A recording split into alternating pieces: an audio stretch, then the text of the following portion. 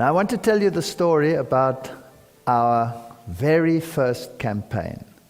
Do you know the little man called Francois Duplessis? Have you seen him on television, occasionally on AD? Now, he's one of the kindest, sweetest men that I know. I don't know many people as kind and as sweet as he. I've never, ever, in 26 years, heard him say anything bad or negative about anyone else. If someone was mean to him, I would go to him and say, "How dare they speak like that to you?" And then he would say, even if it was the high priest, he would say, "My high priest has not had me flogged yet." So he always has a kind word, even under the worst of circumstances. And the very first time we had a campaign in a little town called Paarl. Now, I was brand new to this. I come out of atheism, and now I was on the other side of this war game. And I think God wanted me to understand that there are principalities and powers that are working behind the scenes in this war. So I had to drive every evening after work, because I worked at the university, and we took part in this evangelistic campaign, and it was evening lectures in this town, and we had to drive about 50 kilometers there and 50 kilometers back, maybe a little less, maybe 35, round about there. And I would drive to this town, and we had a double attack, or a double approach. He started in one hall with the old Advent message, "Dead men do tell tales." It's about the archaeological approach. And a week or two later, I was to start with a health seminar. And so we wanted to invite the people to this church. Now, before we even started, in this church, there were only about 4 active members still. That's why we wanted to do a campaign there. And there were about 20 or so backsliders who never ever came to church anymore. And so we had to first prepare this church, but they didn't want to. They didn't want to take part in evangelism. They had it, and the backsliders were, well, they were difficult people. One of them was a lady who was married to a non-Adventist, and whenever somebody went to visit them from the church, he would throw things at them, rocks and bricks. And once he was sitting on the roof, and a pastor came and visited, and he tore the roof tiles off the roof to throw at the pastor. It's a difficult place, very difficult place to start off with. And when I drove there in the evenings and I drove back, in between the towns, in the middle of nowhere, my car would stop. Have I told you this story before? No. My car would stop, and all the lights would go off, and nothing would happen. And then I'd pray, because it's late at night, you can't go anywhere, there's nowhere you can walk to, it's just dark all around. And I'd wait 20 minutes, sometimes half an hour, sometimes 1 hour, hoping some car would come by and say, "I've got a problem," and then my lights would come on, and I'd drive home. And every night, when I came to that particular spot, the exact same spot, the same thing would happen. And this happened night after night after night. And we had some horrendous experience. Once we were coming back from church, it was a Sabbath, my wife and I and the children in the car, and we came to this spot, and I realized, here's our spot. Now it's the day, so it's not so bad. But there was a dog sitting in the road. Some bull mastiff, a beautiful dog. And he was sitting in the opposite lane to the one in which I was driving. And I said, that dog is sitting at exactly the spot where my car always stops at night. That dog's going to run across the road just when I get there. So I'm going to slow right down so that it doesn't happen. So whatever happens, it's not going to be me that runs over this dog. And a big truck, like a pickup truck, like one of yours, came from the front, and the dog was sitting in his lane, and I thought this person would now stop. And as we got to the dog, he drove over the dog. And the dog was in pieces. And I was so furious because I thought, that's such a horrendously mean thing to do. And I turned around and we raced after this car, but we couldn't see anyone inside. And in the distance there was a four-way crossing, and those were the only roads. There's nothing where you can drive in, and when we got there, he was gone. You couldn't see him anywhere. So these are the things that happen.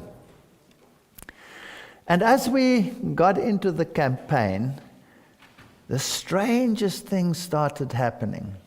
And one thing that I would like to point out is this is the first campaign in South Africa that was multiracial.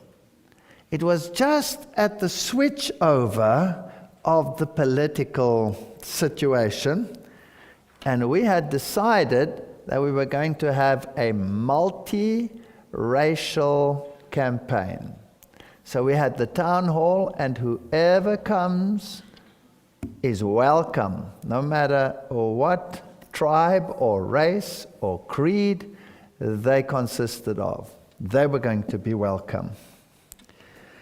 Now, as we did the campaign, there were some interesting side stories. Perhaps before I get to that story, first a side story.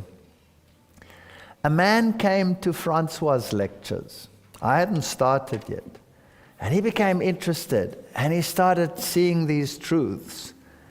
And eventually he decided, this is it, this is the truth. I want to follow this truth. And he went home and he told his wife, I want to follow this truth. And his wife went ballistic. She was totally anti. And so he invited Francois Duplessis to come and visit there to explain to his wife what this was all about. And he went, so she brought them tea. And when she brought the tea, she put it on the floor at the entrance, almost in the passage. She put it on the floor, and she said to Francois, if you are from that Seventh-day Adventist church, you can come and drink your tea like a dog from the floor. I won't serve you. That was the attitude. And eventually it became so miserable that he didn't come anymore. And then a short while later, I started with the health messages in another venue, and she attended those lectures. And she came to the lectures and she listened, and she accepted the truth. And so she went home to her husband and she says, I'm so excited. I've discovered you were right all along. This is the truth. We must go to this church. And the husband says, if you go to that church, I'm through with you. I'm throwing you out of the house. You prevented me, I'll prevent you. And then she said, but we must go. She and her daughter attended those lectures. She says, we must go, we must go. And then he said, out of the bedroom. And he threw her out. And then she lay that night in the room, and she was crying, and she was wondering and thinking, is this right? It's causing so much tension. Is it worthwhile? Is it true that you must keep the Sabbath and the commandments and all of these issues? And then she heard a voice calling her name, and she thought, my husband has had a change of mind. And she went to the bedroom, but there he was, snoring. So she went back to the room and sat upright, and she heard her name, and she said, who's calling me at this time of night? And she went and looked, whether there was someone at the window, maybe some family member had a problem or something, and there was nothing. And she sat down again, And she listened, and then she heard her name again, and then she said, yes. And then almost like in a vision, she saw 2 tablets of stone come down before her, and the voice said, keep the commandments of God. And she was baptized, she and her daughter.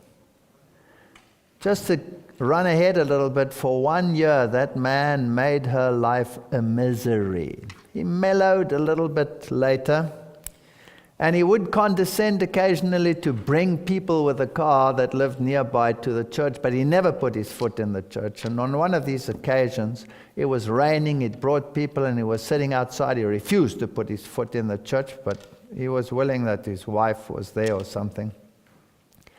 Francois went out to him and said, why don't you come inside? It's so cold here. You don't have to take part in the service. We're doing a baptism, but And it was so cold, so he said, all right. So he went and sat in the back.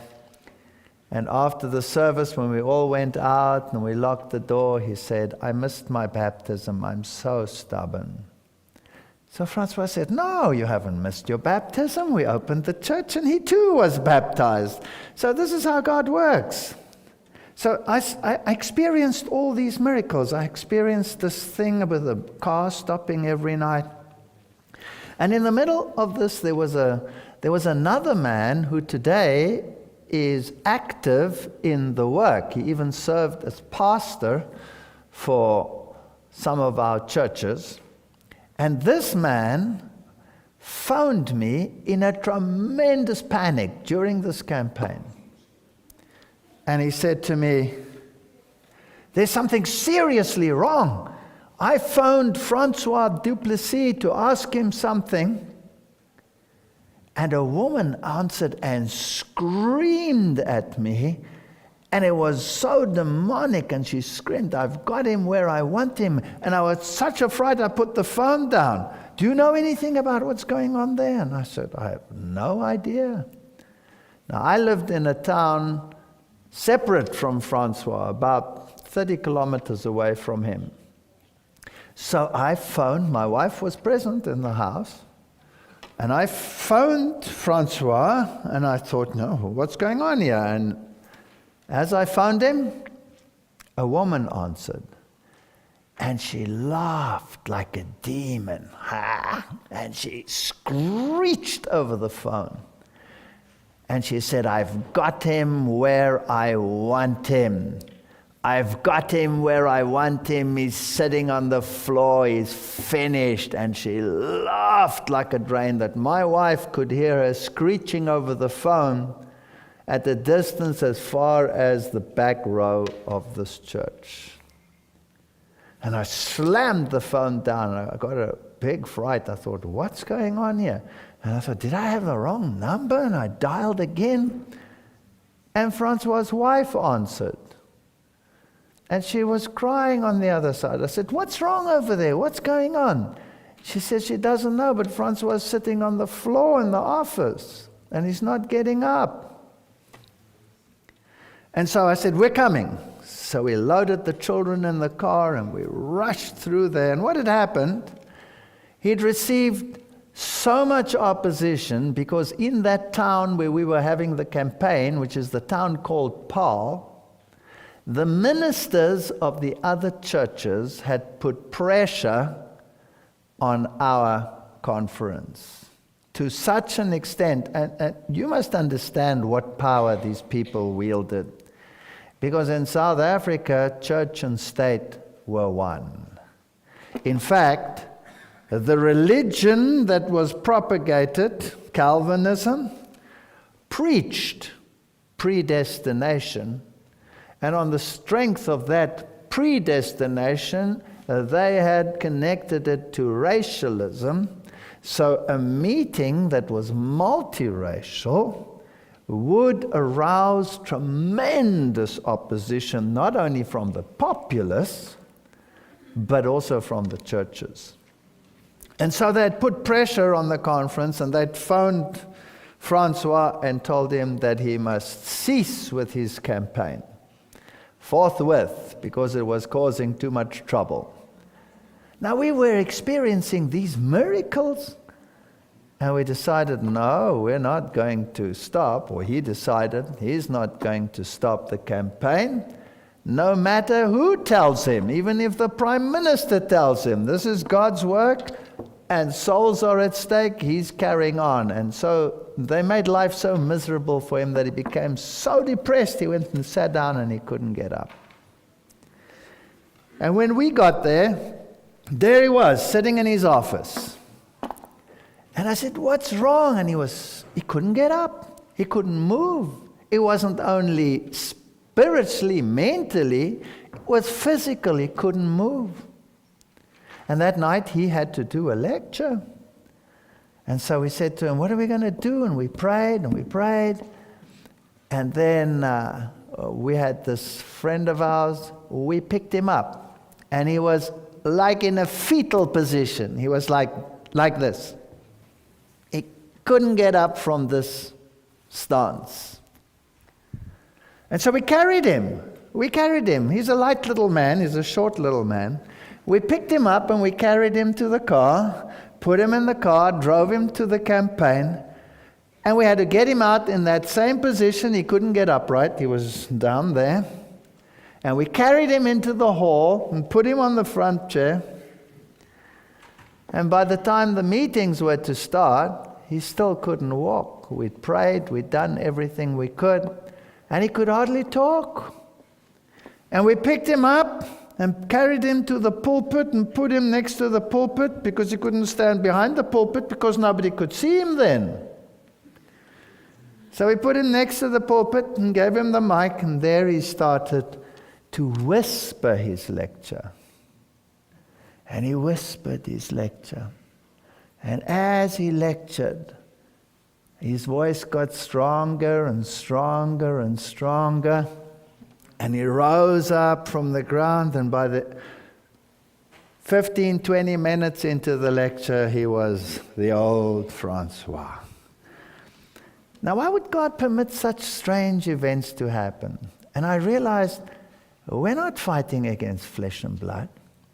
These are real issues. Here are real demons that are working behind the scene to counteract God's work. That vehicle that stopped, that car that came and crushed that dog in front of my children were hysterical. They were afraid. They didn't ever want to go to that church again. And the devil did everything in his power to prevent us from going to that church and to those meetings. But it was become even more fascinating, because when the campaign finally came to an end, there were over 60 people that had made a decision to join the Seventh-day Adventist Church. Now you must understand the climate in Africa. The hatred against anything that was not state church was unbelievable. If a Seventh-day Adventist lived in a town and he passed away, then he was not allowed to be buried in the graveyards of the town. He had to be buried outside somewhere like a pauper, because the church, the Dutch Reformed Church, would not allow such a violent, vicious sectarian to be buried in their churchyards or in the public churchyards. And the word of the ministers out there was law. So here, over 60 people come into this church, but it's the first multiracial church in the country. The first one. Now this created quite some tension, because people that accepted the church, some of them were white and some of them were not white. Now the people that came in that were not white were of the colored race. The colored race. Now the colored race in South Africa is a mixture between the white race and the Hottentot and Bushman races, and also a mixture between the white race and the black race. So it is a mixture between the two, because the history of South Africa is fascinating. When the Boers first came to Africa, they didn't have wives, so they had to make do with what was available, and that's how these races developed in southern Africa. But the prejudice was unbelievable. I mean, it was ensconced in law. And so the tensions broke out in this church. Terrific tensions and terrific infighting. And Francois and I, we were just trying to put out the fires. And then some of the people in a meeting said, we cannot have a mixed church. It's not possible. Because the cultures are so different, we would never be able to worship God together.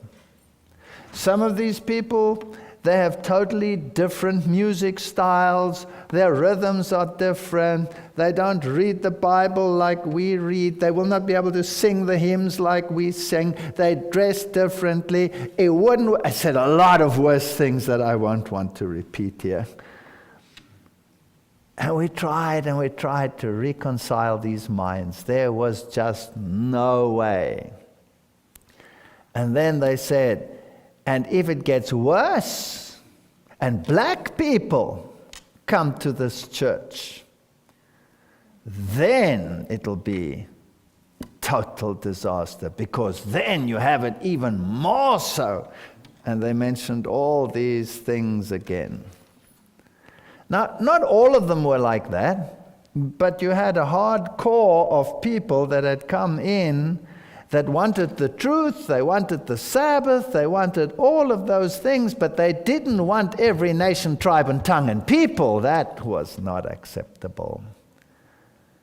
You know, it's like people that come in that say, we want all of this. We want the Sabbath, we want salvation, we want that, but this health reform, nah, we don't want that. Don't we have the same thing, you know? We're very selective in what we accept and what we don't accept. And it got to a point where the whole church was going to fall apart.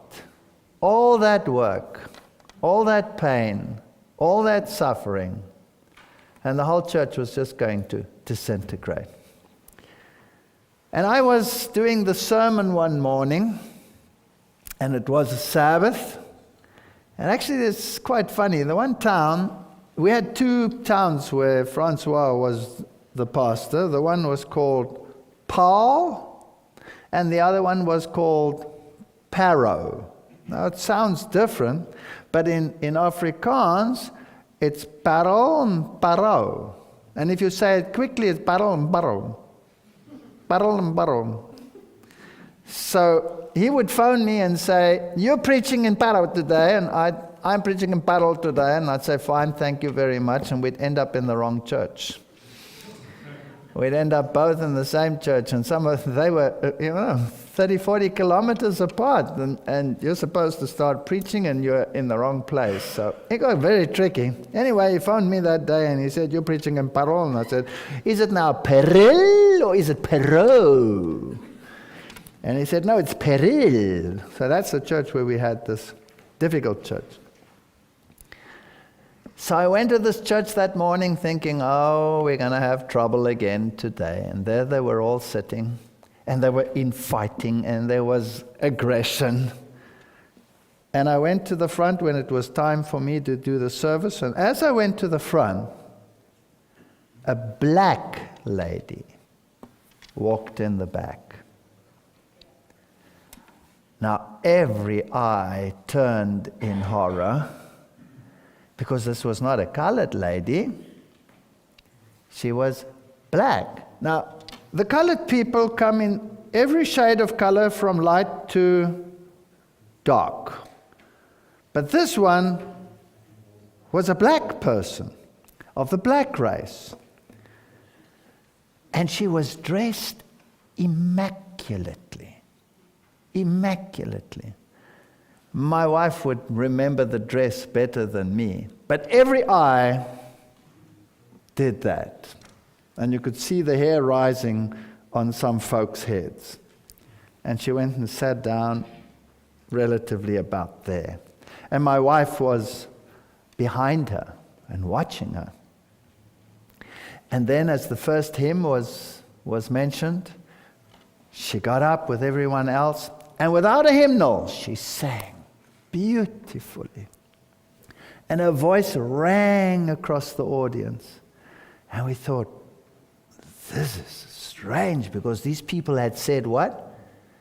They'll never be able to sing our hymns like we do. They have a totally different culture. We would have to teach them to sing the hymns, and she didn't even have a hymnal, and she sang it beautifully. And she had a Bible in her hand. And I was preaching when I did the sermon. When I mentioned a Bible text, she's got it. And then she did everything that they said would not happen. She was immaculately dressed, like any Westerner. She was singing our hymns as crystal clear and as sweet as a bell. None of the connotations and things that they thought would be involved was there. And then the second hymn and the third hymn, and it was like her voice was like the voice of an angel. And I was fascinated with her, and I kept looking at her, and I thought, wow, God, you sent a person to destroy these people's bigotiousness. And after the sermon, what does the pastor do? He goes out the front, he goes down the aisle, and he stands at the back, and he greets the people at the back. Now the people come out the church, and we greet them, and I'm waiting for this lady, because I want to ask her, where does she come from? And how come she's at this church? Because there was a black Seventh-day Adventist church in that town as well. Now, why did she come to this one if there was one there that she could have gone to? I want to know. And when all the people had left, she hadn't yet appeared. And I said to my wife, who stands next to me when we say goodbye, I said to her, where is she? She must still be in there. And so we went inside to look for her. No sign of her. There's nowhere else she could have gone out. And the ground is totally fenced. There's no way she has to come past me. There was no way it could be any other way.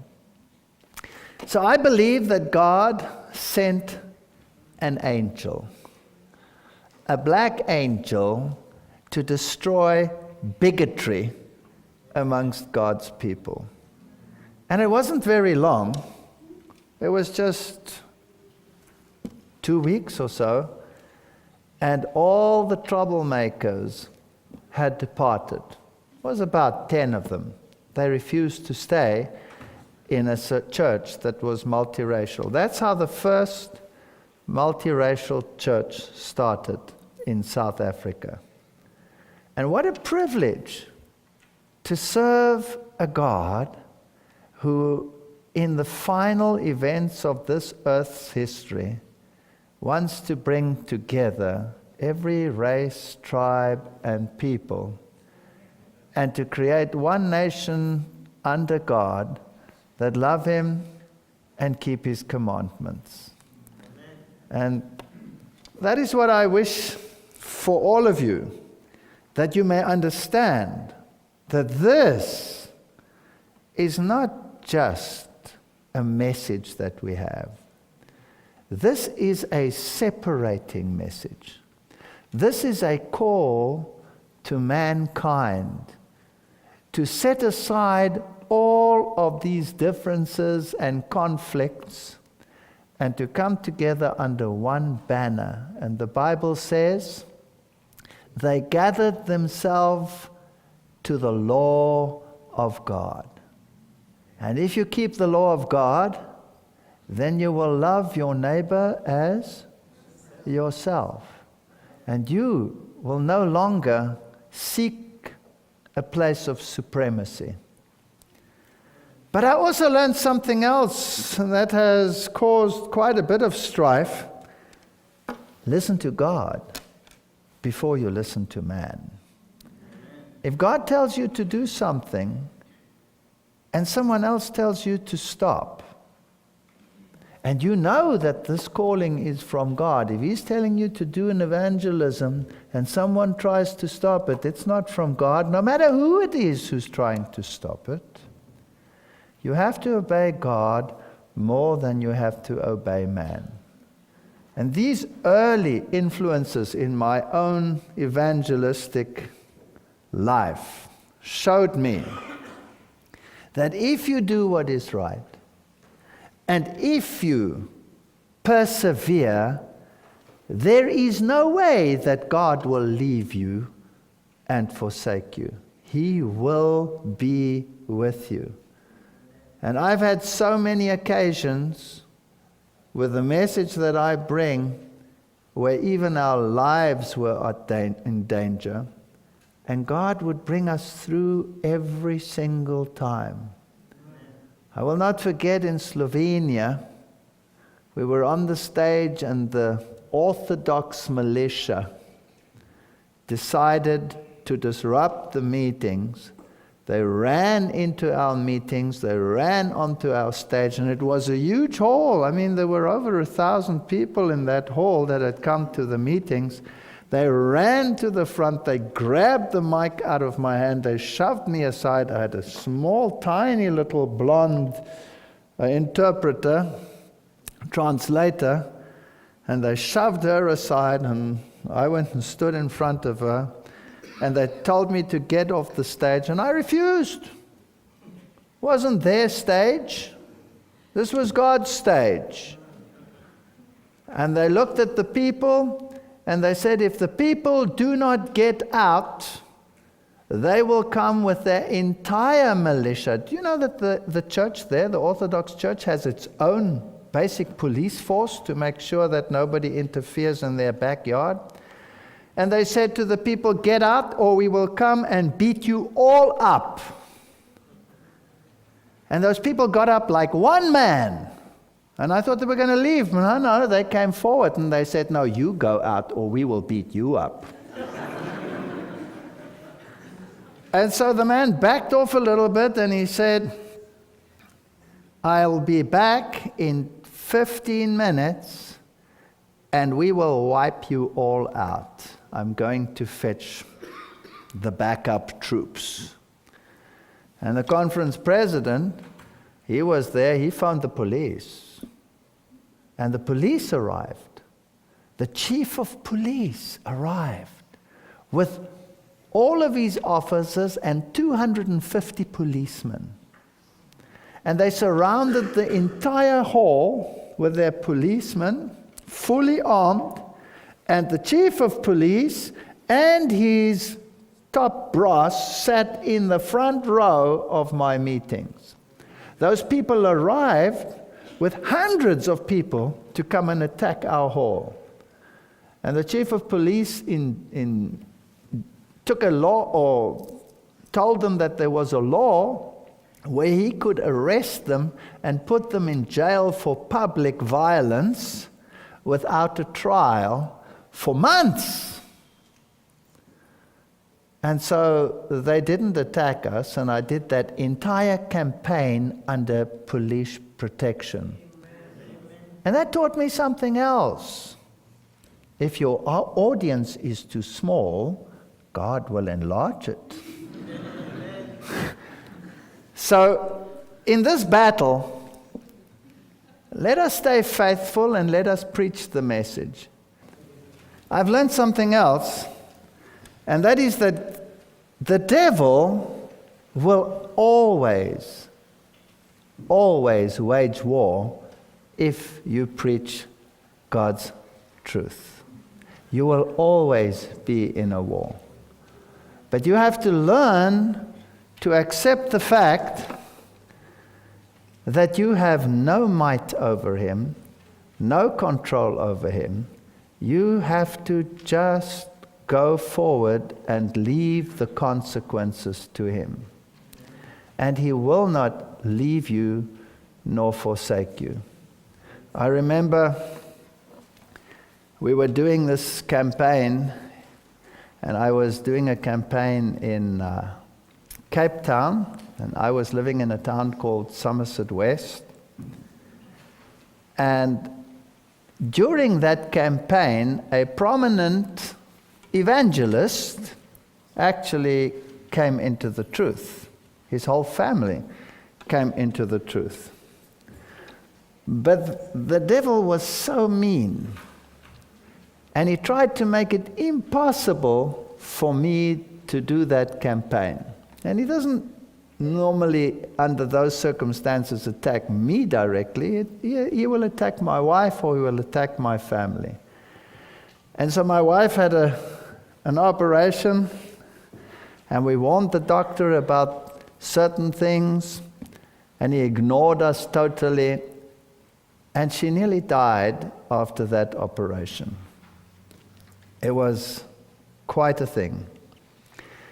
And that night she was at home, and I had the campaign going, and the doctor came and said, we must rush her to hospital. She doesn't think that she's going to survive. And while the doctor was working with my wife to try and stabilize internal bleeding, our cat was knocked over in the street and jumped in through the window, jumped onto my little daughter's lap. My daughter was about 6, 7 years old, and the cat died on her lap. So I had a hysterical daughter in the one room, a dying wife in the other room. I had to leave all this, rush to the hospital, get my wife to the hospital. They did the emergency operations. They managed to save her life. She was in intensive care. And I said to her, I'm going to cancel my meeting tonight because I have to be with you. And she said, no, you will go. And I said, I cannot go. I will not go. She says, you will go. Because if this is from God, then God will take care of me. The doctor said to me, she will not be there when you get back. And I said, I'm staying. She said, no, you're not. You're going. And that night, that prominent evangelist made his decision. So this is an uphill battle. This is not an easy road to travel. She was so weak after that operation because she'd lost almost all her blood internally, and they had to do the transfusion, and everything went wrong in that operation. And I was not there. I had to do campaign. I was in the university teaching during the day, and I was at campaign at night.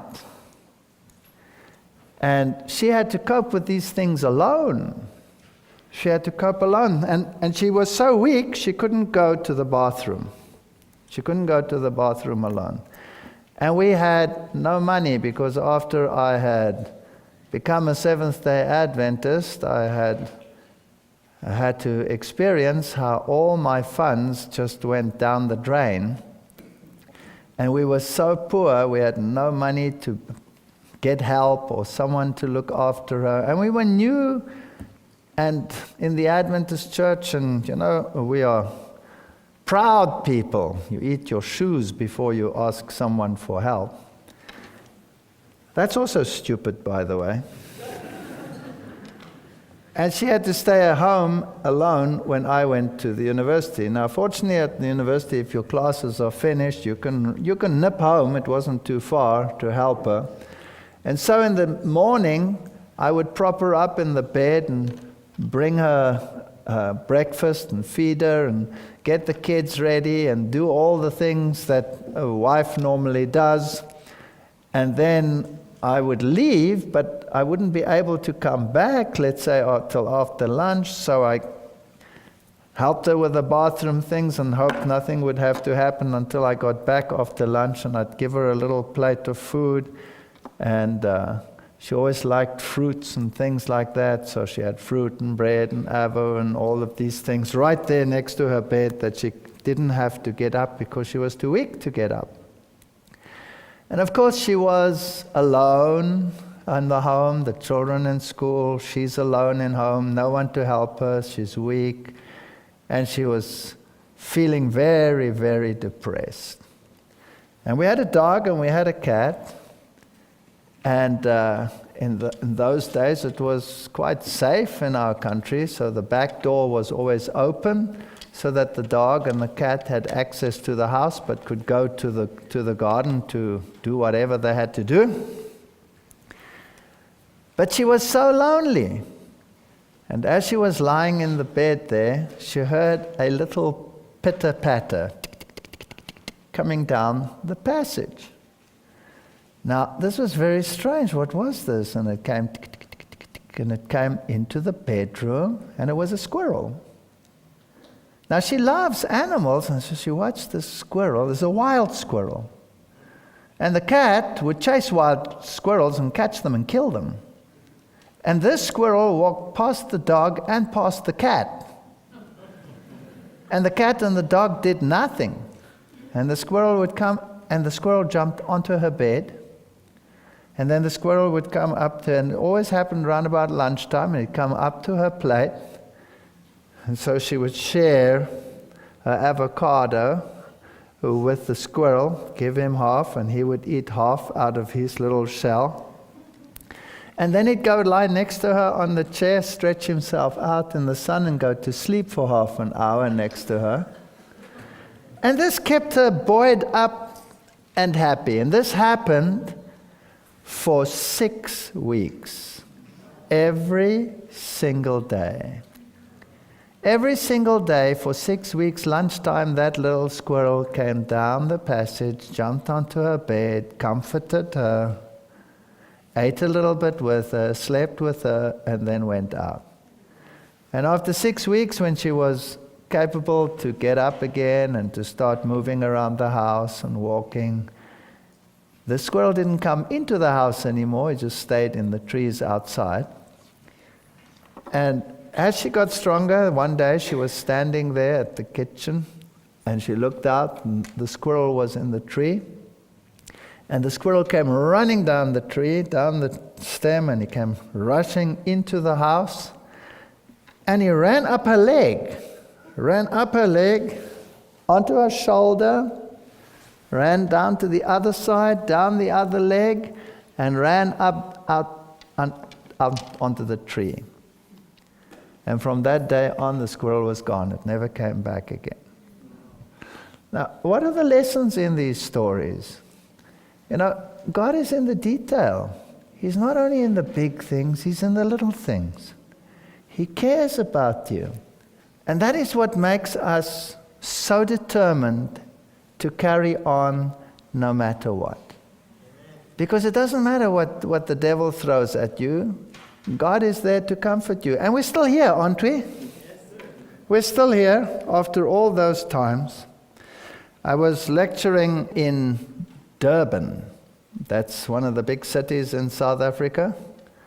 It's about 4 times the size of Vancouver. So get an idea of what size it is. And I was lecturing at the University of Durban Westville. We had the facilities there. And in the middle of my lecture series, and that was it was a tough lecture series. It was still part of that total onslaught series that causes so much trouble. But it brings so many people. So trouble, as long as there is fruit, is fine by me. And all of a sudden they shouted, "Please rise." And everybody had to get up. And the Queen, now not the British Queen, but the African Queen of the Zulu nation. The Zulu nation is divided into chiefdoms and into a kingdom. They're all related, but the chief has different roles to the king. And the chief is or at that stage, and even today still, is Buthelezi, Gacha Buthelezi. He was also prime minister at one stage, parallel to Nelson Mandela. If Nelson Mandela went away, he would be the caretaker prime minister. And he is in an Adventist family, that chief. He's not an Adventist, but his mother's an Adventist. Now, politically, it's probably not expedient for him to be an Adventist. But the Queen was married to the king. And the Queen is one of his 21 wives. They must understand it works like in the time of Esther. If the king calls and you resist, that's the end of you. You have to accept that. That's just part of it. But she arrived with her whole entourage in African dress, and she sat in the front row. And her name was Queen Mfonte. And she was a Seventh-day Adventist. She was the only Seventh-day Adventist in his family. All the other wives were non-Adventists. And so I gave these lectures, and some of them, have a lot of politics in them, as you know. And after the first lecture, she got up and she came to me and she said to me, "Do you mind if I sit in the back row? Because I cannot see so well in the front row." She asked me permission to change her seat. She was the queen. And so she phoned the king and asked him whether she could stay for another lecture, and he gave permission. Now, when that queen comes in, she doesn't come in by herself.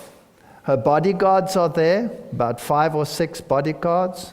Members of state are always with her to make sure everything is good and proper and right. So here was a whole entourage of high government officials in that meeting.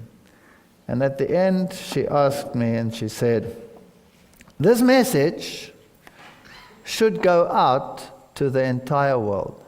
It should be on every national television, because I am in the inside and I know that these things are true.